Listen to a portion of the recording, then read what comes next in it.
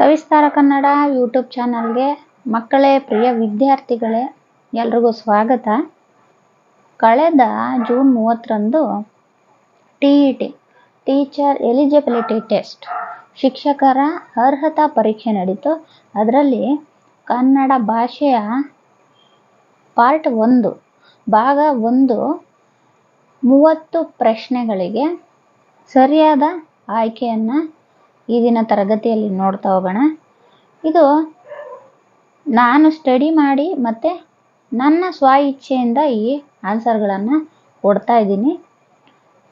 ಯಾರೆಲ್ಲ ವಿಡಿಯೋಗಳನ್ನು ನೋಡ್ತಿದ್ದೀರೋ ದಯವಿಟ್ಟು ಸಬ್ಸ್ಕ್ರೈಬ್ ಮಾಡ್ಕೊಂಡು ವಿಡಿಯೋಗಳನ್ನು ನೋಡಿ.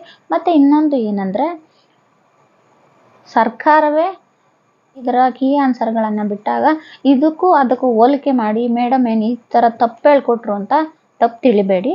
ಯಾಕಂದರೆ 99% ನಾನು ಪ್ರಯತ್ನ ಮಾಡಿ ಮತ್ತು ಸ್ಟಡಿ ಮಾಡಿ ಈ ಆನ್ಸರ್ಗಳನ್ನು ಕೊಟ್ಟಿದ್ದೀನಿ. ನಿಮ್ಮ ಅನುಕೂಲ ಮತ್ತು ಗೊಂದಲ ಆಗಬಾರ್ದು ಅಂತ ನಾನು ಈ ವಿಡಿಯೋ ಮಾಡಿ ಹಾಕಿದ್ದೀನಿ. ಯಾರೆಲ್ಲ ವಿಡಿಯೋಗಳನ್ನು ನೋಡ್ತಾ ಇದ್ದೀರೋ ದಯವಿಟ್ಟು ಸಬ್ಸ್ಕ್ರೈಬ್ ಮಾಡ್ಕೊಂಡು ವಿಡಿಯೋಗಳನ್ನು ನೋಡಿ ಅಂತ ಹೇಳ್ತಾ ವಿಡಿಯೋನ ಸ್ಟಾರ್ಟ್ ಮಾಡೋಣ. ಮೊದಲಿಗೆ ಈ ಕೆಳಗಿನ ಗದ್ಯ ಭಾಗವನ್ನು ಓದಿ 1ರಿಂದ 8 ಪ್ರಶ್ನೆಗಳನ್ನು ಉತ್ತರಿಸಿ ಅಂತ ಕೊಟ್ಟಿದ್ರು. ನೋಡಿ, ಇಲ್ಲಿ ಪ್ಯಾಸೇಜ್ ಅಂದರೆ ಒಂದು ಪಾಠದ ಒಂದು ಕಥೆಯ ಭಾಗ ಅಥವಾ ಒಂದು ಪಾಠವನ್ನು ಕೊಟ್ಟಿರ್ತಾರೆ, ಅದನ್ನು ಸಂಪೂರ್ಣವಾಗಿ ಓದಬೇಕು. ಮತ್ತು ಇನ್ನೊಂದೇನು ಮಾಡೋದು ಅಂದರೆ, ನಾವು ಸಂಪೂರ್ಣವಾಗಿ ಫಾಸ್ಟಾಗಾದರೂ ಓದ್ಕೋಬೋದು. ಓದ್ಕೊಂಡ ನಂತರವೇ ನಾವು ಈ 8 ಪ್ರಶ್ನೆಗಳಿಗೆ ಆನ್ಸರ್ ಮಾಡೋದಕ್ಕಾಗುತ್ತೆ. ಯಾಕಂದರೆ ಕಡಿಮೆ ಸಮಯ ಅಂತೇಳಿ ನಾವು ಕ್ವಶನ್ ಮಾತ್ರ ನೋಡಿ 4 ಆಪ್ಷನ್ಸ್ ಕೊಟ್ಟಿರ್ತಾರಲ್ಲ, ಅದರಲ್ಲಿ ಯಾವುದೋ ಒಂದು ಸಮೀಪವಿರುವಂತಹ ಆನ್ಸರ್ನ ನಾವು ಟಿಕ್ ಮಾಡೋದಕ್ಕಾಗಲ್ಲ. ಹಾಗಾಗಿ ಪ್ಯಾಸೇಜನ್ನು ಫುಲ್ಲು ಓದಬೇಕಾಗುತ್ತೆ. ನಾನು ಈ ಪ್ಯಾಸೇಜನ್ನು ಫುಲ್ಲು ಓದಿದ್ದೀನಿ ನೋಡಿ ಇಲ್ಲಿ. ಹಾಗಾದರೆ ಮೊದಲನೇ ಕ್ವಶನನ್ನು ನಾವು ನೋಡೋಣ. ಮೊದಲನೇ ಪ್ರಶ್ನೆ ಏನಿದೆ ಅಂತ ನೋಡೋಣ. ನೋಡಿ, ಇಲ್ಲಿ ಅಮೆರಿಕ ಹಾಗೂ ವಿಯೆಟ್ನಾಂ ಗೆರಿಲ್ಲಾ ಯುದ್ಧದಲ್ಲಿ ವಿಯೆಟ್ನಾಂ ಗೆರಿಲ್ಲಾಗಳಿಗೆ ಇದ್ದ ಅನುಕೂಲ. ಇನ್ನೊಂದು ವಿಷಯ ಏನಂದರೆ, ಹೊಸದಾಗಿ ಬರಿತಾ ಇರೋರು ಅಂದರೆ ಇದೇ ಪ್ರಥಮವಾಗಿ ಬರೆದಿರ್ತಕ್ಕಂಥ ವಿದ್ಯಾರ್ಥಿಗಳು ಹಳೆಯ ಪ್ರಶ್ನೆ ಪತ್ರಿಕೆಗಳನ್ನು ಕಲೆಕ್ಟ್ ಮಾಡಿಕೊಂಡು ಯಾವ ರೀತಿಯ ಕ್ವಶನ್ಸ್ಗಳನ್ನು ಕೊಡ್ತಾರೆ ಅಂತ ಪ್ರಿಪೇರ್ ಆಗಿದ್ದರೆ ಇಂಥ ಪ್ಯಾಸೇಜ್ಗಳನ್ನು ಅಟ್ಲೀಸ್ಟ್ ಫಾಸ್ಟಾಗಾದರೂ ಓದಿ ಇಂಥ ಪ್ಯಾಸೇಜ್ಗಳನ್ನು ಇಂಥ ಪಾಠಗಳನ್ನು ಸಂಪೂರ್ಣವಾಗಿ ಫಾಸ್ಟಾಗಿ ಓದ್ಕೊಂಡು ಆನ್ಸರ್ ಮಾಡೋದು ಸರಿ ಹೋಗುತ್ತೆ. ಯಾವಾಗಲೇ ಆಗಲಿ ಪರೀಕ್ಷೆಗಳಿಗೆ ಹೋಗೋ ಮುಂಚೆ ಪ್ರೀವಿಯಸ್ ಕ್ವಶನ್ಸ್ ಪೇಪರ್ ಅಥವಾ ಹಳೆಯ ಕ್ವಶನ್ಸ್ ಪೇಪರ್ಗಳನ್ನು ಕಲೆ ಹಾಕಿ ಅವುಗಳನ್ನು ಸ್ಟಡಿ ಮಾಡೋದು ತುಂಬ ಮುಖ್ಯ. ನೋಡಿ, ಹಾಗಾದರೆ ಮೊದಲನೇ ಕ್ವಶನ್ ನೋಡೋಣ. ಇಲ್ಲಿ ಅಮೆರಿಕ ಹಾಗೂ ವಿಯೆಟ್ನಾಂ ಗೆರಿಲ್ಲಾ ಯುದ್ಧದಲ್ಲಿ ವಿಯೆಟ್ನಾಂ ಗೆರಿಲ್ಲಾಗಳಿಗೆ ಇದ್ದ ಅನುಕೂಲ ಏನು ಅಂತ ಕೇಳಿದ್ದಾರೆ. ಇದರ ಆನ್ಸರ್ ಬಂದು ಇಲ್ಲಿ ಸಂಖ್ಯೆ ಹಾಗೂ ಶಸ್ತ್ರಾಸ್ತ್ರದಲ್ಲಿ ಅಮೆರಿಕದ ಸೈನ್ಯಕ್ಕೆ ಸಾಟಿ ಇಲ್ಲದ ವಿಯೆಟ್ನಾಂ ಗೆರಿಲ್ಲಾಗಳಿಗೆ ಇದ್ದ ಒಂದೇ ಅನುಕೂಲ ಎಂದರೆ ಅವರ ಹುಟ್ಟು ದೇಶವಾದ ವಿಯೆಟ್ನಾಂನ ಪೂರ್ಣ ಪರಿಚಯ.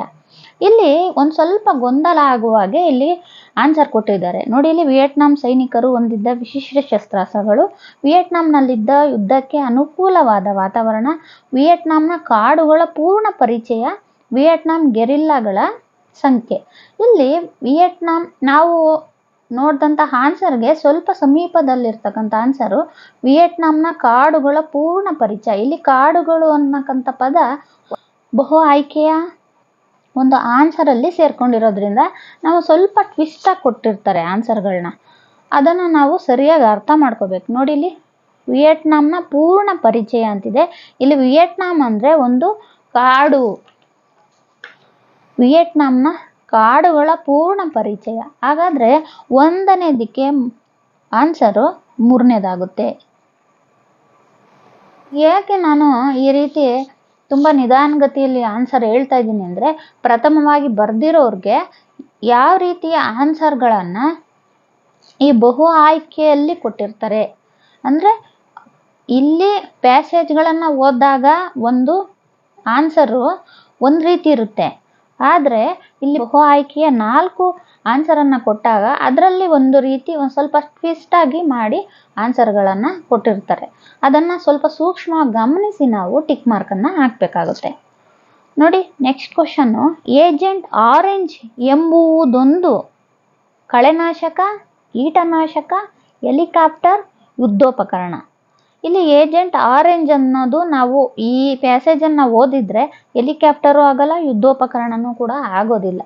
ಯಾಕಂದರೆ ಏಜೆಂಟ್ ಆರೆಂಜ್ ಎನ್ನುವುದು ಕಾಡಿನ ನಾಶ ಆದರೆ ಏನೆಲ್ಲ ಆಗುತ್ತೆ ಅನ್ನೋದು ಇದೊಂದು ಪ್ಯಾಸೇಜ್ನ ಒಳತಿರುವು ಅಥವಾ ಮಾರಲ್ ಆಫ್ ದ ಸ್ಟೋರಿ.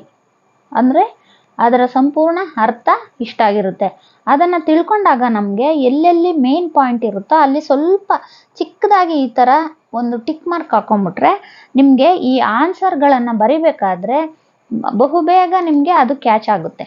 ನೋಡಿ ಇಲ್ಲಿದೆ, ಆಗ ಅವರಿಗೆ ಹೊಳೆದ ಒಂದು ಉಪಾಯ ಎಂದರೆ ಗೆರಿಲ್ಲಾಗಳು ಅಡಗಿ ಕುಳಿತ ಸಾವಿರಾರು ಎಕರೆ ಕಾಡಿಗೆ ಈ ಕಳೆನಾಶಕಗಳನ್ನು ಸುರಿದು ಮರಗಳ ಎಲ್ಲ ಎಲೆ ಉದುರುವಂತೆ ಮಾಡುವುದು, ಆನಂತರ ಬಚ್ಚಿಟ್ಟುಕೊಳ್ಳಲಾರದ ಗೆರಿಲ್ಲಾಗಳನ್ನು ಪತ್ತೆ ಹಚ್ಚಿ ಆಧ್ಯಾತ್ಮಿಕ ಉಪಕರಣಗಳನ್ನ ಬಳಸಿ ನಿರ್ನಾಮ ಮಾಡುವುದು ಅಂತ ಇದೆ.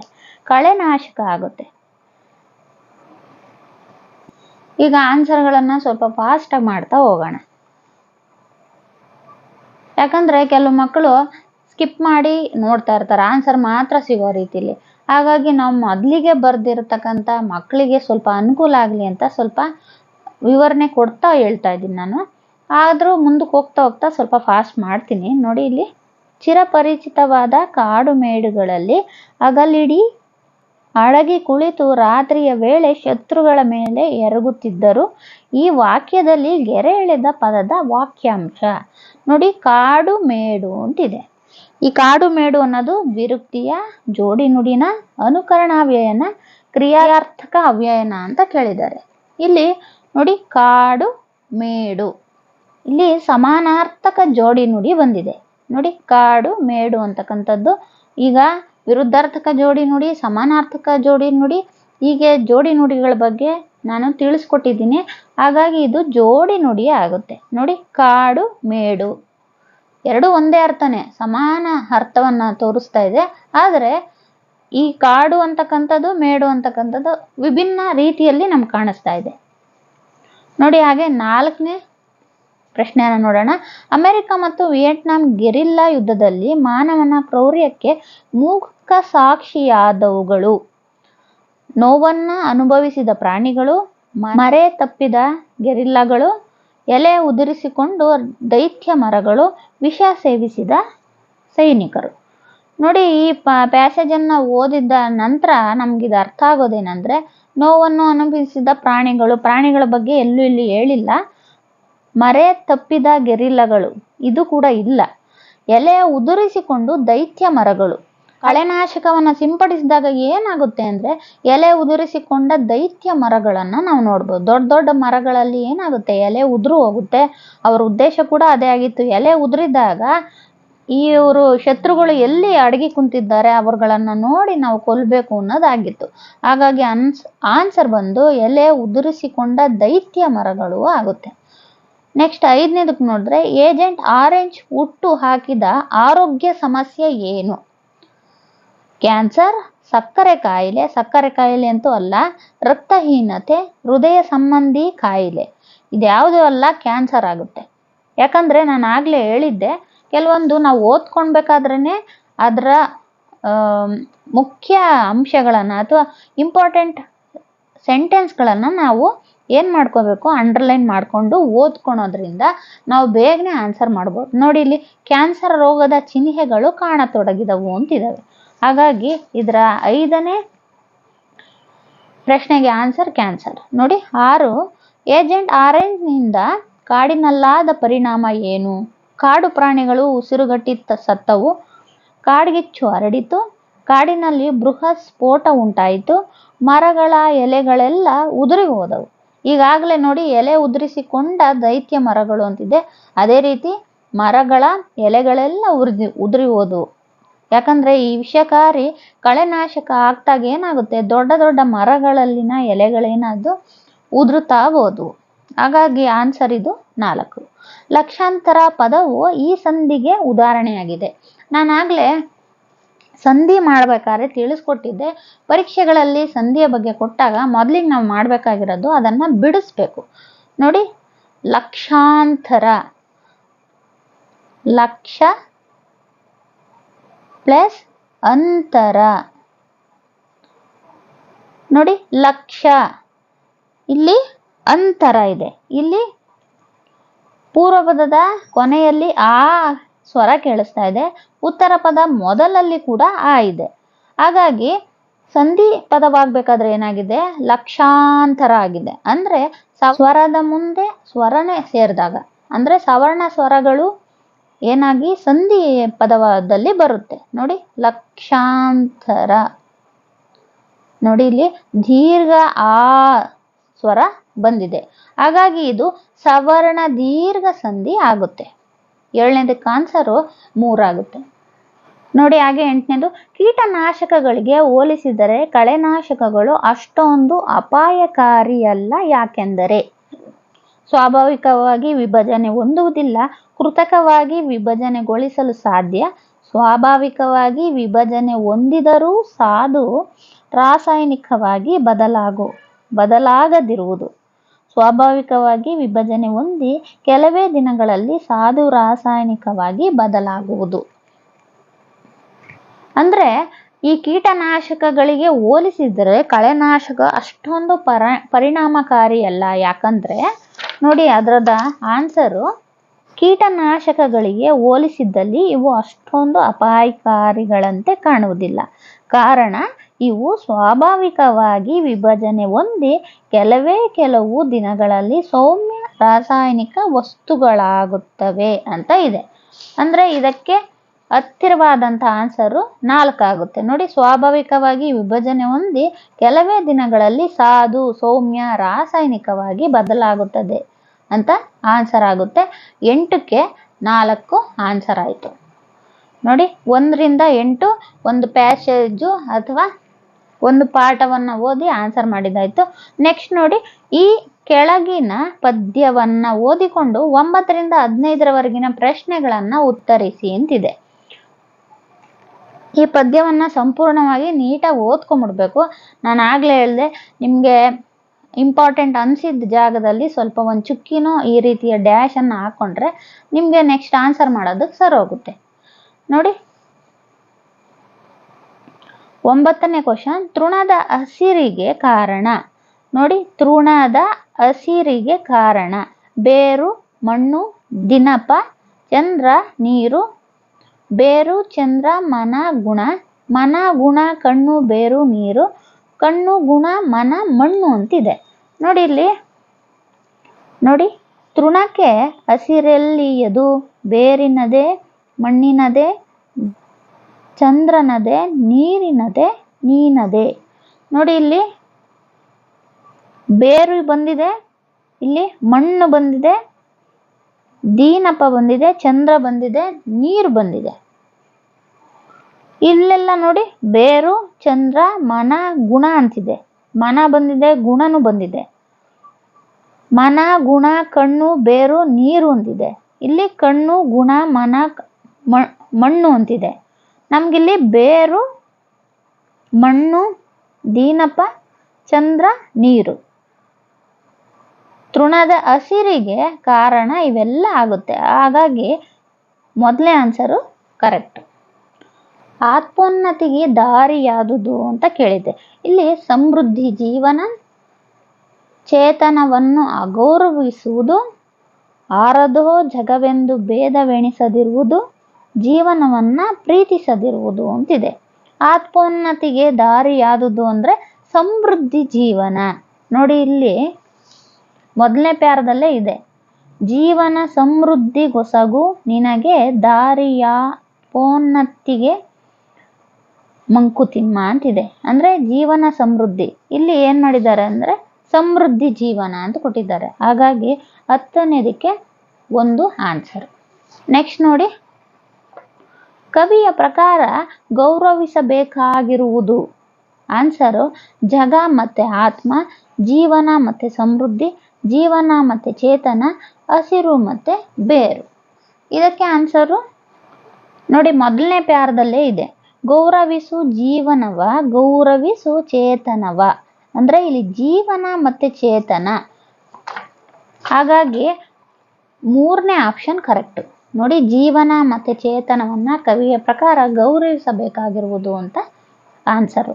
ನೋಡಿ 12ಕ್ಕೆ ವಿಸ್ತಾರ ಪದದ ತದ್ಭವ ರೂಪ ಅಂತಿದೆ, ಅದಕ್ಕೆ ಬಿತ್ತರ. ನೋಡಿ, ವಿಸ್ತಾರ, ಬಿಸ್ತರ, ಬಿಸ್ತಾರ, ಬಿತ್ತರ ಅಂತಿದೆ, ಅದಕ್ಕೆ ಆನ್ಸರು ಬಿತ್ತರ, 4ನೇ ಆಪ್ಷನ್ ಆಗುತ್ತೆ. 13ನೇ ಕ್ವಶನ್ಗೆ ಬ್ರಹ್ಮಾನುಭವಿಯಾಗುವುದು ಇಲ್ಲಿ, ಅದಕ್ಕೆ 3ನೇ ಪ್ಯಾರವನ್ನ ನೋಡಬೇಕು.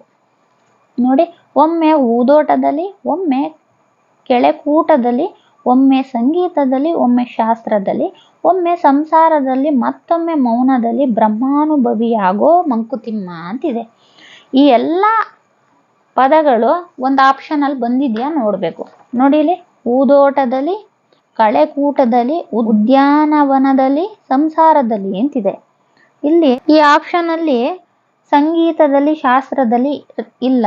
ನೋಡಿ, ನೆಕ್ಸ್ಟ್ ಆಪ್ಷನ್ ನೋಡೋಣ. ಹೂದೋಟದಲ್ಲಿ, ಕಳೆಕೂಟದಲ್ಲಿ, ಸಂಗೀತದಲ್ಲಿ, ಶಾಸ್ತ್ರದಲ್ಲಿ, ಮೌನದಲ್ಲಿ ಅಂತಿದೆ. ಅಂದ್ರೆ ಈ ಪ್ಯಾರದಲ್ಲಿರ್ತಕ್ಕಂಥ ಎಲ್ಲ ಅಂಶಗಳು ಇಲ್ಲಿ ಕಾಣ್ತಾ ಇದೆ, ಆದ್ರೆ ಸಂಸಾರದಲ್ಲಿ ಅನ್ನೋದೊಂದು ಇಲ್ಲ. 3ನೇ ಆಪ್ಷನ್ ನೋಡೋಣ. ಮನೆಯಲ್ಲಿ, ದೇವಾಲಯದಲ್ಲಿ, ಸರೋವರದಲ್ಲಿ, ಉದ್ಯಾನವನದಲ್ಲಿ ಅಂತಿದೆ. ಇದು ಆಪ್ಷನ್ ಅಲ್ವೇ ಅಲ್ಲ. ಮೌನದಲ್ಲಿ, ಮಾತಿನಲ್ಲಿ, ಜಗಳದಲ್ಲಿ, ಕೋಪದಲ್ಲಿ ಇದಲ್ವೇ ಅಲ್ಲ.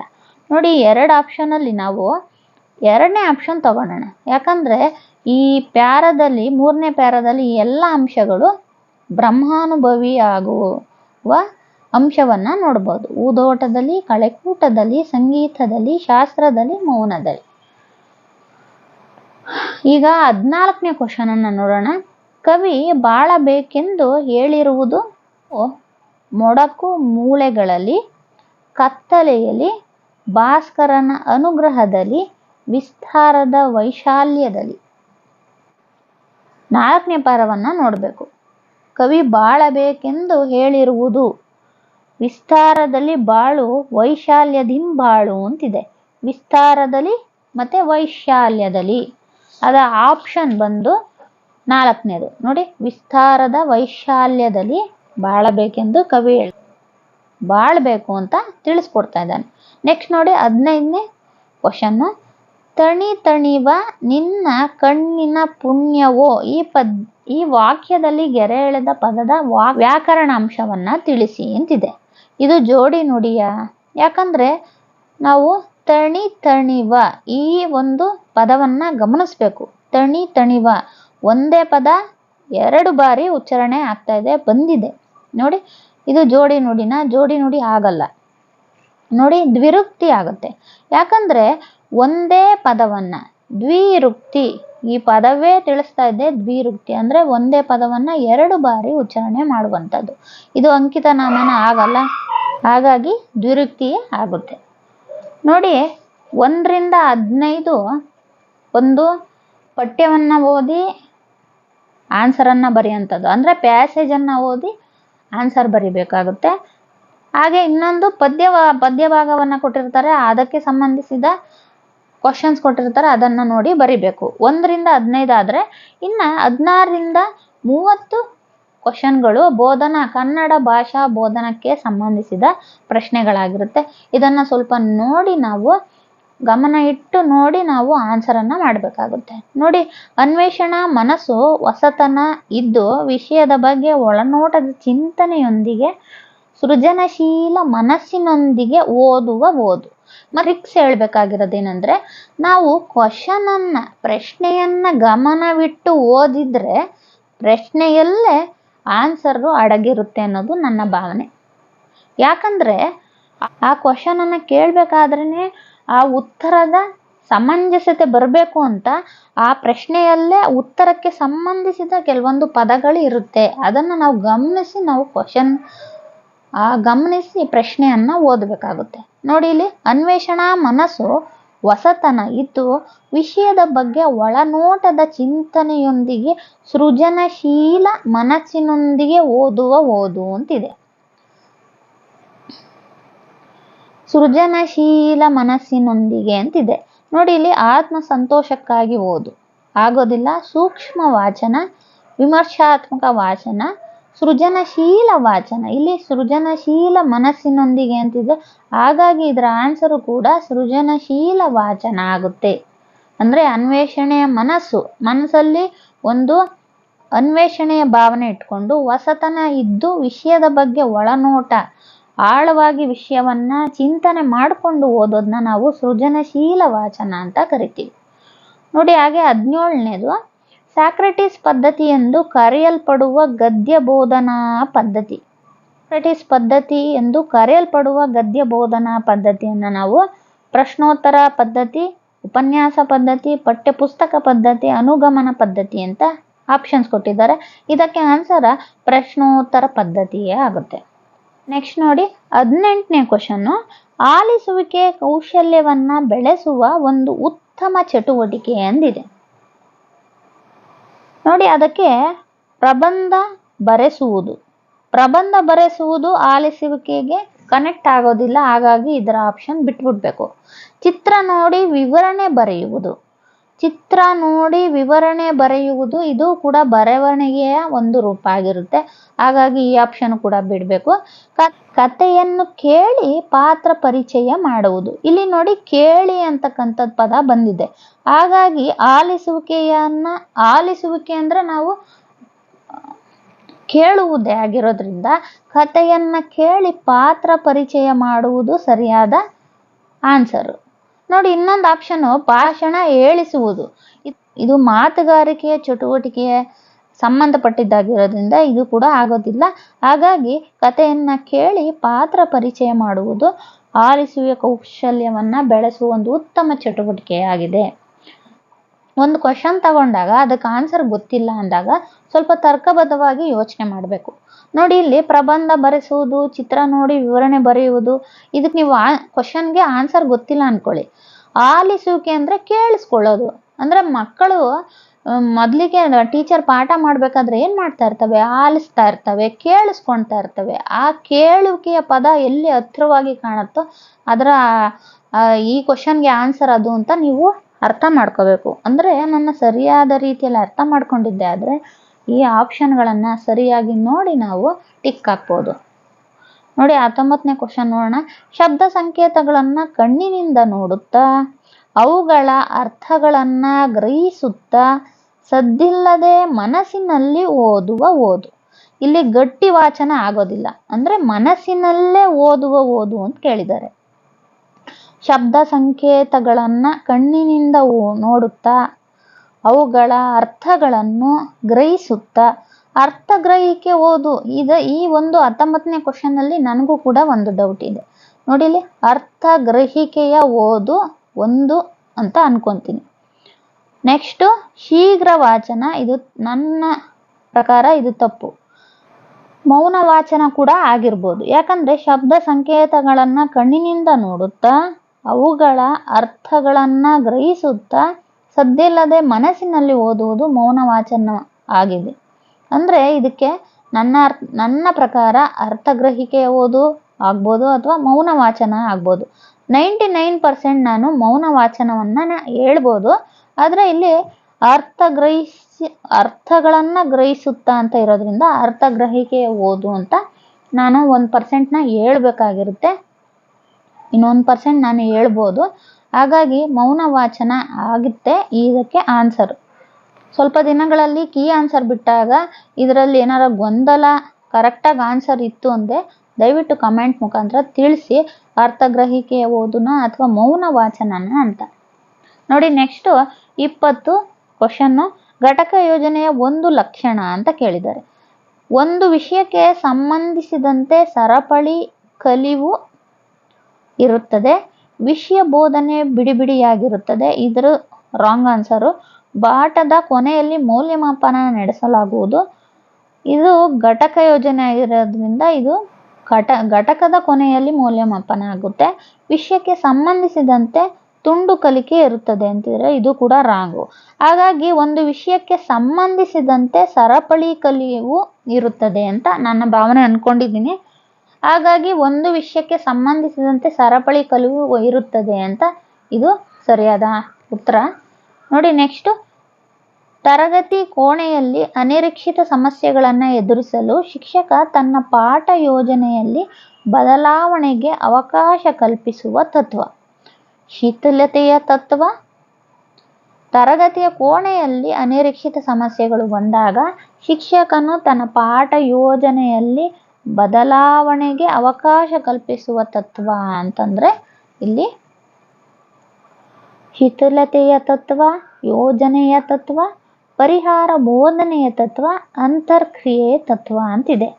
ಇದು ಕೂಡ ನೋಡಿ, ಯೋಜನೆಯ ತತ್ವ, ಪರಿಹಾರ ಬೋಧನೆಯ ತತ್ವ ಈ ಎರಡು ಕೂಡ ನನಗೆ ಒಂದು ರೀತಿಯಲ್ಲಿ ಸರಿ ಇರ್ಬೋದು ಅಂತ ಇರೋದ್ರಿಂದ ಕೀ ಆನ್ಸರ್ ಬಂದಾಗ ದಯವಿಟ್ಟು ಕಮೆಂಟ್ ಮುಖಾಂತರ ತಿಳಿಸಿ. ಮೈಕ್ರೋಫಿಲ್ಮ್ ಈ ಪ್ರಕಾರದ ದೃಶ್ಯ ಮಾಧ್ಯಮ ಅಂತಿದೆ. ಪ್ರಕ್ಷೇಪಿತ, ಚಲನಶೀಲ, ಪ್ರಕ್ಷೇಪಿತ, ಸ್ಥಿರ, ಪ್ರಕ್ಷೇಪ ಮಾಡಲಾಗದ ಎರಡು ಆಯಾಮಗಳುಳ್ಳದ್ದು, ಶಾಬ್ದಿಕ ಮುದ್ರಿತ ಅಂತಿದೆ. ಇದಕ್ಕೆ ಆನ್ಸರು ಶಾಬ್ದಿಕ ಮುದ್ರಿತ. ನೆಕ್ಸ್ಟ್ ನೋಡಿ, ಉದಾಹರಣೆಗಳನ್ನು ಮೊದಲು ನೀಡಿ ನಂತರ ಸೂತ್ರವನ್ನ ನಿರೂಪಿಸುವ ವ್ಯಾಕರಣ ಬೋಧನ. ಉದಾಹರಣೆಗಳ ಮುಖಾಂತರ ನಾವು ಪಾಠವನ್ನ ನಾವು ಪ್ರವೇಶ ಮಾಡೋದನ್ನ ನಾವೇನಂತ ಕರಿತೀವಿ? ಅನುಗಮನ ಪದ್ಧತಿ ಅಂತ ಕರಿತೀವಿ. ಹಾಗಾಗಿ ಅನುಗಮನ ಸರಿಯಾದ ಉತ್ತರ ಇದಕ್ಕೆ. ಅಂದ್ರೆ ನಿಗಮನ ಪದ್ಧತಿ ಸೂತ್ರಗಳ ಮುಖಾಂತರ ಆಮೇಲೆ ಉದಾಹರಣೆಗಳಿಗೆ ಹೋಗೋದನ್ನ ನಾವು ನಿಗಮನ ಪದ್ಧತಿ ಅಂತ ಕರಿತೀವಿ. ಹಾಗಾಗಿ ಇದು ಅನುಗಮನ ಪದ್ಧತಿ ಸರಿಯಾದ ಉತ್ತರ. ನೆಕ್ಸ್ಟ್ ನೋಡಿ 24. ಗದ್ಯ ಬೋಧನೆಯು ಈ ಗುರಿಯನ್ನ ಹೊಂದಿಲ್ಲ ಅಂತಿದೆ. ಅಂದ್ರೆ ಪಾಠ ಬೋಧನೆಯು ಈ ಗುರಿ ಹೊಂದಿಲ್ಲ. ಹಾಗಾದ್ರೆ ಯಾವುದು? ಲಿಖಿತ ಅಭಿವ್ಯಕ್ತಿ ಸ್ವಾತಂತ್ರ್ಯ ಬೆಳೆಸುವುದು ಕರೆಕ್ಟ್ ಆಗಿದೆ. ವಾಕ್ಯ ರಚನಾ ಸಾಮರ್ಥ್ಯ ಬೆಳೆಸುವುದು ಹೌದು. ಪದ್ಯಕ್ಕಿಂತ ಪಾಠದಲ್ಲಿ ನಾವು ವಾಕ್ಯ ರಚನಾ ಸಾಮರ್ಥ್ಯವನ್ನ ಬೆಳೆಸ್ಬೋದು. ಛಂದಸ್ಸು ಅಲಂಕಾರ ಪರಿಚಯಿಸುವುದು. ಛಂದಸ್ಸು ಅಂತ ಬಂದ್ರೆ ನಾವಿಲ್ಲಿ ಕಾವ್ಯಕ್ಕೆ ಸಂಬಂಧಿಸಿದ್ದು. ಹಾಗಾಗಿ ಗದ್ಯ ಬೋಧನೆಯು ಈ ಗುರಿಯನ್ನು ಹೊಂದಿಲ್ಲ ಅಂದ್ರೆ ಅದಕ್ಕೆ ಆನ್ಸರ್ 3ನೇದು. ಯಾಕಂದ್ರೆ ಅಲಂಕಾರಗಳು ಓನ್ಲಿ ಕಾವ್ಯಕ್ಕೆ ಮಾತ್ರ, ಅಂದ್ರೆ ಪದ್ಯಗಳಿಗೆ ಮಾತ್ರ ಸಂಬಂಧಿಸಿರೋದ್ರಿಂದ ಗದ್ಯಕ್ಕೆ ಸಂಬಂಧಿಸಿಲ್ಲ. ಬೋಧನಾ ಪದ್ಧತಿಗಳನ್ನ ಅದರ ನಿರೂಪಕರೊಂದಿಗೆ ಹೊಂದಿಸಿ ಅಂತಿದೆ. ಈ ರೀತಿಯ ಹೊಂದಿಸಿ ಬರೆಯಿರಿ ಪ್ರಶ್ನೆಗಳು ಬಂದಾಗ ನಾವು ಏನ್ ಮಾಡ್ಬೇಕು ಅಂದ್ರೆ, 1 ಅಥವಾ 2ಕ್ಕೆ ಆನ್ಸರ್ ಗೊತ್ತಿದ್ದಾಗ ಅದಕ್ಕೆ ಸಮೀಪವಿರುವಂತ ಆನ್ಸರ್ಗಳು ನೀವು ಟಿಕ್ ಮಾಡ್ಕೋಬಹುದು. ಈ ಹೊಂದಿಸಿ ಬರೆಯಿರಿ ನಿಮಗೆ ಯಾವುದು ಆನ್ಸರ್ ಗೊತ್ತಿದೆಯೋ ಅದನ್ನ ಫಸ್ಟ್ ನಾವು ಗುರ್ತು ಮಾಡ್ಕೊಂಡ್ಬಿಡ್ಬೇಕು. ನೋಡಿ, ಇಲ್ಲಿ ಮೊದಲಿಗೆ ನಾನು ಕಿಂಡರ್ ಗಾರ್ಡನ್ ಪದ್ಧತಿ ಇದನ್ನ ಪರಿಚಯಿಸಿದವರು, ಪ್ರಸಿದ್ಧಗೊಳಿಸಿದವರು ಫೆಡರಿಕ್ ಪ್ರೊಬೆಲ್ ಅನ್ನೋನು ನಮಗೆ ಗೊತ್ತಿದೆ. ಇದಾಯ್ತು. ನೋಡಿ, 2 ಅಂದ್ರೆ ಡಿಗೆ 2 ಆನ್ಸರ್ ಬಂದಿರೋದನ್ನ ನಾವು ಗಮನಿಸ್ಬೇಕು. ನೋಡಿ, ಇಲ್ಲಿ ಡಿಗೆ 3 ಆನ್ಸರ್ ಇಲ್ಲಿ ಬಂದಿದ್ದಾವೆ. ಆಪ್ಷನ್ 2, 3, 4 ಬಂದಿದೆ. ಈಗ ಇನ್ನೊಂದು ಆಪ್ಷನ್ ತಗೋಣ. ಇನ್ನೊಂದು ಯಾವ್ದು ಗೊತ್ತಿದೆ ಅಂದ್ರೆ ಅನುಗಮನ ಪದ್ಧತಿ. ಅನುಗಮನ ಪದ್ಧತಿ ಫ್ರಾನ್ಸಿಸ್ ಬೇಕನ್ನೇ ಆಗಿರೋದ್ರಿಂದ ಇದು ಎಗೆ 1 ಬಂದಿದೆ. ಅಂದ್ರೆ ಎಗೆ 1 ಬಂದಿದೆ, ಇಲ್ಲಿ ಡಿಗೆ 2 ಆಗಿದೆ. ನೋಡಿ, ಇವೆರಡು ಮ್ಯಾಚ್ ಆಗ್ತಾ ಇದೆ. ಹಾಗಾಗಿ ನಾನು ಆಯ್ಕೆ 2 ಅಂತ ಹೇಳ್ತೀನಿ. ನನ್ನ ಒಂದು ಅಭಿಪ್ರಾಯದ ಪ್ರಕಾರ ಇದನ್ನ ತಿಳಿಸ್ಕೊಡ್ತಾ ಇದ್ದೀನಿ. ಇದನ್ನೇ ಅಪ್ಲೈ ಮಾಡಿ ಅಂತ ನಾನು ಹೇಳ್ತಾ ಇಲ್ಲ. ಯಾಕಂದ್ರೆ ಇದಕ್ಕೆ ನಾವು ತುಂಬಾ ಕ್ಯಾಲ್ಕುಲೇಟ್ ಮಾಡಿ ಅದು ಇದು ಅಂತ ಆನ್ಸರ್ ಮಾಡೋಷ್ಟೊತ್ತಿಗೆ ತುಂಬಾ ಟೈಮ್ ತಗೊಳುತ್ತೆ. ಹಾಗಾಗಿ ನಾವು ಈ ರೀತಿಯ ಒಂದು ಮ್ಯಾಚ್ ಮಾಡ್ಕೋಬಹುದು. ಮೇಡಮ್ ಇಲ್ಲಿ ತಪ್ಪಾಗಿರ್ಬೋದಲ್ಲ, ಯೋಜನಾ ಪದ್ಧತಿ ಮತ್ತೆ ಕ್ರೀಡಾ ಪದ್ಧತಿಯಲ್ಲಿ ತಪ್ಪಾಗಿರ್ಬೋದಲ್ಲ. ಹಾಗಾಗಿ ನಾನು ಇನ್ನೊಂದು ಟಿಪ್ಸ್ ಹೇಳೋದೇನೆಂದ್ರೆ, ಇಲ್ಲಿ ಎಗೆ 1 ಬಂದಿರೋದ್ರಿಂದ ಪ್ಲಸ್ ಕಿಂಡರ್ ಗಾರ್ಡನ್ ಪದ್ಧತಿಯಲ್ಲಿ ಫೆಡರಿಕ್ ಪ್ರೊಬೆಲ್ ಅಂತ ಇರೋದ್ರಿಂದ 2 ಅಂತ ಇರೋದ್ರಿಂದ ಈ ರೀತಿಯ ಟ್ರಿಕ್ಸ್ಗಳನ್ನು ಬಳಸಿ ನೀವು ಮಾಡಿದ್ರೆ ಟೈಮ್ ಉಳಿಬೋದು ಅಂತ. ನೋಡಿ, ಕಿಂಡರ್ ಗಾರ್ಡನ್ ಪದ್ಧತಿ ಬಂದು ಫೆಡರಿಕ್ ಪ್ರೊಬೆಲ್, ಮತ್ತೆ ಅನುಗಮನ ಪದ್ಧತಿ ಫ್ರಾನ್ಸಿಸ್ ಬೇಕನ್. ಕ್ರೀಡಾ ಪದ್ಧತಿಗೆ ಬಂದ್ರೆ ಕಾರ್ಡ್ವೆಲ್ ಕುಕ್ ಬರುತ್ತೆ. ನೋಡಿ, ಕಾರ್ಡ್ವೆಲ್ ಕುಕ್ ಪ್ರೊಬೆಲ್ಲೇ ಬರುತ್ತೆ ಇಲ್ಲಿ. ನೋಡಿ, ಇಲ್ಲಿ ಯೋಜನಾ ಪದ್ಧತಿಗೆ ಜಾನ್ ಡೂಯಿ ಅಂತ ಕೊಟ್ಟಿದ್ದಾರೆ. ಅಂದ್ರೆ ಜಾನ್ ಡೂಯಿಯನ್ನು ನಿರೂಪಕರು ಅನ್ನೋ ಪರಿಭಾಷೆಯನ್ನ ತೋರಿಸಿರೋದ್ರಿಂದ ನಿರೂಪಕರು ಅಂತ ತೋರಿಸಿರೋದ್ರಿಂದ ನಮಗೆ ಯೋಜನಾ ಪದ್ಧತಿಗೆ ಅಂತ ಬಂದಾಗ ನಮಗೆ ಅಂದರೆ ಯೋಜನಾ ಪದ್ಧತಿ ಅಂತ ಬಂದಾಗ ನಮಗೆ ಮೊದಲಿಗೆ ಹೆಸರು ಬರೋದು ಕಿಲ್ ಪ್ಯಾಟರ್ನ್ ಅಂತ ಬರುತ್ತೆ. ಆದರೆ ಜಾನ್ ಡೂಯಿ ಇಲ್ಲಿ ಆಪ್ಷನ್ ಕೊಟ್ಟಿರೋದ್ರಿಂದ ಜಾನ್ ಡೂಯಿ ಕೂಡ ಯೋಜನಾ ಪದ್ಧತಿಯ ನಿರೂಪಕರು ಅಥವಾ ಅದನ್ನು ಏನಂತಾರೆ ಪ್ರಸಿದ್ಧಗೊಳಿಸಿದವರು, ಆ ಯೋಜನಾ ಪದ್ಧತಿಗೆ ಸಂಬಂಧಿಸಿದ ಒಂದು ಪ್ರಚಲಿತಕ್ಕೆ ತರುವಂತಹ ಪ್ರಯತ್ನ ಮಾಡಿದವರು ಜಾನ್ ಡೂಯಿ ಕೂಡ ಆಗಿರೋದ್ರಿಂದ ಯೋಜನಾ ಪದ್ಧತಿಗಿಲ್ಲಿ ಜಾನ್ ಡೂಯಿ ಆಗುತ್ತೆ. ಹಾಗಾಗಿ ಎರಡನೇ ಆಪ್ಷನು ಇದು ಸರಿಯಾದ ಉತ್ತರ ಆಗುತ್ತೆ. ನೆಕ್ಸ್ಟ್ ನೋಡಿ 26. ಮೂವರು ಪದವು ಈ ಪ್ರಕಾರದ ನಾಮಪದಕ್ಕೆ ಉದಾಹರಣೆ ಆಗುತ್ತೆ. ನೋಡಿ ಇಲ್ಲಿ ಮೂವರು ಸಂಖ್ಯೇಯ ವಾಚಕ, ಸಂಖ್ಯಾವಾಚಕ, ಪರಿಮಾಣವಾಚಕ, ವಸ್ತುವಾಚಕ. ಇಲ್ಲಿ ವಸ್ತುವಾಚಕ ಆಗೋಕ್ಕೆ ಸಾಧ್ಯ ಇಲ್ಲ, ಯಾಕಂದರೆ ವಸ್ತುವಾಚಕಗಳು ಗೊತ್ತಿದೆ, ರೂಢನಾಮ, ಅನ್ವರ್ಥನಾಮ, ಅಂಕಿತನಾಮ ಆಗೋಲ್ಲ. ನೆಕ್ಸ್ಟು ಪರಿಣಾಮವಾಚಕ, ಅಷ್ಟು ಇಷ್ಟು ಎಷ್ಟು ಈ ರೀತಿಯ ಪರಿಮಾಣವನ್ನು ಸೂಚಿಸೋದು ಪರಿಮಾಣವಾಚಕ ಆಗುತ್ತೆ. ಇಲ್ಲಿ ಸಂಖ್ಯೆಯ ವಾಚಕನ ಇಲ್ಲ ಸಂಖ್ಯಾವಾಚಕನ ಅಂತ ನಾವು ಇಲ್ಲಿ ಡಿಸೈಡ್ ಆಗಬೇಕು. ಸಂಖ್ಯಾವಾಚಕ ಅಂತ ಬಂದರೆ ಇಲ್ಲಿ ಮೊದಲಿಗೆ ಸಂಖ್ಯೆ 1, 2, 3, 2 ಬಾಳೆಹಣ್ಣು, 4 ಬಾಳೆಹಣ್ಣು ಆ ರೀತಿಯವ. ಆದರೆ ಸಂಖ್ಯೆಯ ವಾಚಕ ಅಂದರೆ ಸಂಖ್ಯೆ ಇರುತ್ತೆ, ಅಲ್ಲಿ ನಾಮಪದವು ಸೇರಿರುತ್ತೆ.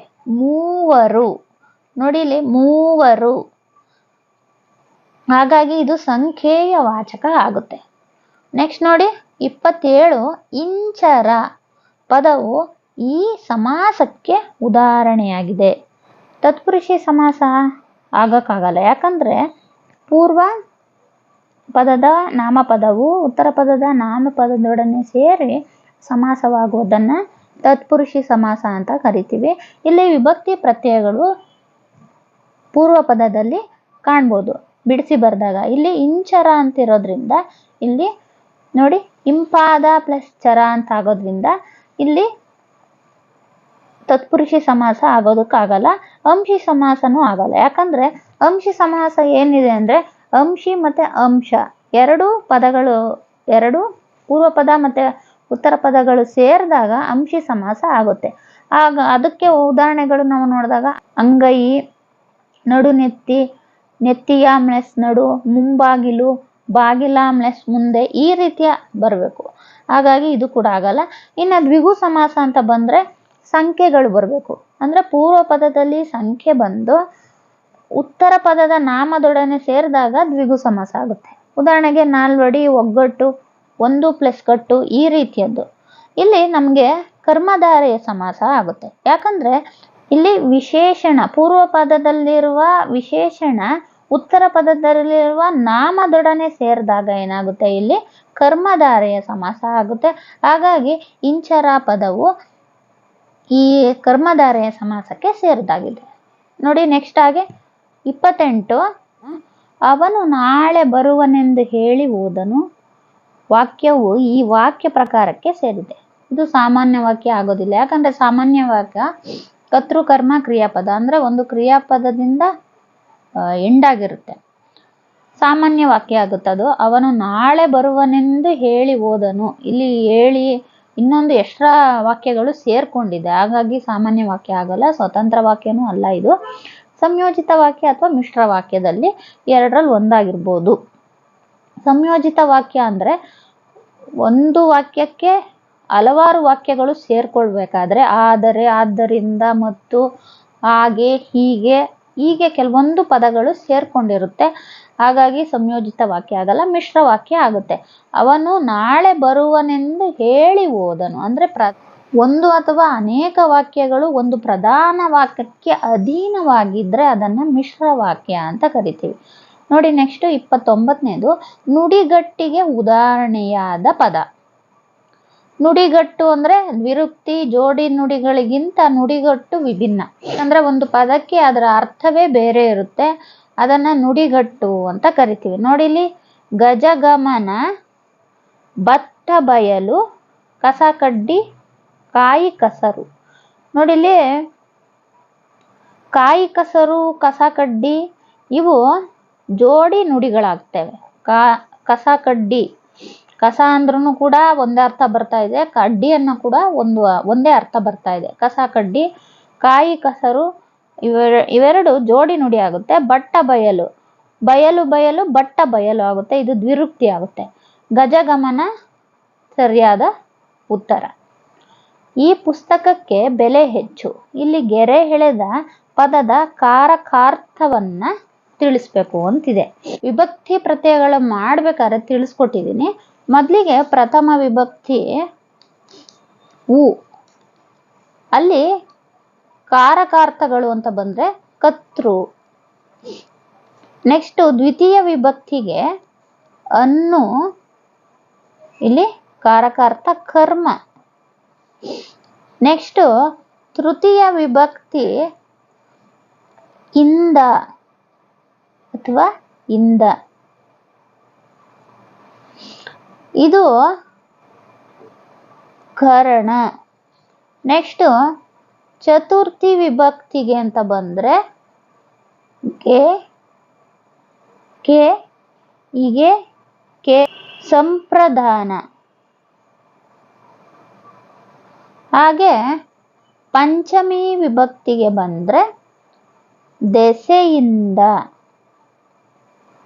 ಆಪಾದನ. ನೆಕ್ಸ್ಟ್ ಷಷ್ಠಿ ಆ ಸಂಬಂಧ, ಕಾರಕಾರ್ಥ ಬಂದು ಸಂಬಂಧ. ನೆಕ್ಸ್ಟ್ ಸಪ್ತಮಿ, ಸಪ್ತಮಿ ವಿಭಕ್ತಿಗೆ ಬಂದ್ರೆ ಅಲ್ಲಿ ಅಧಿಕರಣ.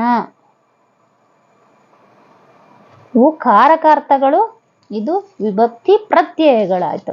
ನೋಡಿ, ಇಲ್ಲಿ ಈ ಪುಸ್ತಕಕ್ಕೆ ಬೆಲೆ ಹೆಚ್ಚು.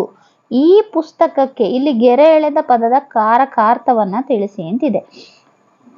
ಇಲ್ಲಿ ಪುಸ್ತಕಕ್ಕೆ, ಇಲ್ಲಿ ಪುಸ್ತಕಕ್ಕೆ ಅಂತ ಇರೋದ್ರಿಂದ ಚತುರ್ಥಿ ಗೆ, ಕೆ, ಈಕೆ, ಗೆ ಚತುರ್ಥಿ ವಿಭಕ್ತಿ ಆಯ್ತು. ಸಂಪ್ರದಾನ ಆಗುತ್ತೆ. ಕಾರಕಾರ್ಥ ಯಾವ್ದು ಬರುತ್ತೆ ಅಂದ್ರೆ ಆಪಾದನ ಅಲ್ಲ, ಅಧಿಕರಣ ಅಲ್ಲ, ಸಂಬಂಧ ಅಲ್ಲ, ಸಂಪ್ರದಾನ. ಅಂದ್ರೆ ಉತ್ತರ 4 ಆಗುತ್ತೆ. ಈ ಪುಸ್ತಕಕ್ಕೆ ಬೆಲೆ ಹೆಚ್ಚು. ಈ ಪುಸ್ತಕಕ್ಕೆ ಅಂತಕ್ಕಂಥ ಅಡಿಗೆರೆ ಎಳೆದಂಥ ಪದದ ಕಾರಕಾರ್ಥ ಸಂಪ್ರದಾನ. ನೋಡಿ ಮಕ್ಕಳೇ, ಇಂದಿನ ತರಗತಿಯಲ್ಲಿ ನಾವು ಟಿಟಿಯ ಪ್ರಥಮ ಭಾಷೆ ಮೊದಲ ಭಾಗ ಪಾರ್ಟ್ 1 ಕನ್ನಡ ಭಾಷೆಯನ್ನ 30 ಅಂಕಗಳ ಬಹು ಆಯ್ಕೆ ಪ್ರಶ್ನೆಯ ಉತ್ತರಗಳನ್ನ ಸರಿಯಾಗಿ ಕೊಟ್ಟಿದ್ದೀನಿ ಅನ್ಕೊಂತೀನಿ. ತಪ್ಪಿದ್ದಲ್ಲಿ ಕ್ಷಮಿಸಿ. ಕೀ ಆನ್ಸರ್ ಬಂದಾಗ ನನಗೂ ಕೂಡ ಕಮೆಂಟ್ ಮುಖಾಂತರ ತಿಳಿಸಿ ಅಂತ ಹೇಳ್ತಾ ಈ ವಿಡಿಯೋವನ್ನ ಇಲ್ಲೇ ಮುಗಿಸ್ತಾ ಇದ್ದೀನಿ. ಯಾರೆಲ್ಲ ವಿಡಿಯೋಗಳನ್ನು ನೋಡ್ತಾ ಇದ್ದೀರೋ ದಯವಿಟ್ಟು ಸಬ್ಸ್ಕ್ರೈಬ್ ಮಾಡ್ಕೊಂಡು ವಿಡಿಯೋಗಳನ್ನು ನೋಡಿ, ಲೈಕ್ ಮಾಡಿ, ಶೇರ್ ಮಾಡಿ, ಸಪೋರ್ಟ್ ಮಾಡಿ ಅಂತ ಕೇಳ್ತಾ ಮತ್ತೊಂದು ವಿಡಿಯೋದೊಂದಿಗೆ ಸಿಗ್ತೀನಿ. ಅಲ್ಲಿವರೆಗೆ ನಮಸ್ಕಾರ.